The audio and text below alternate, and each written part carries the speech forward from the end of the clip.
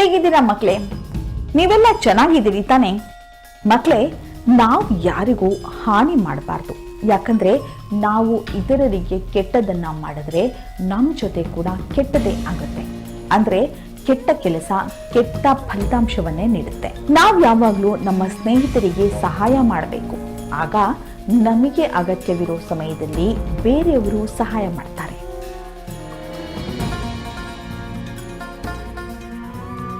ಮಗಳೇ, ಧರಂಪುರ ಅನ್ನೋ ಊರಿನ ಬಳಿ ದಟ್ಟವಾದ ಕಾಡಿತ್ತು.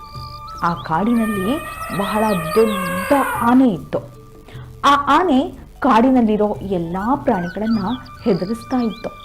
ಎಲ್ಲ ಪ್ರಾಣಿಗಳು ಆನೆಯನ್ನ ನೋಡಿ ಹೆದರೋದಕ್ಕೆ ಶುರು ಮಾಡಿತ್ತು.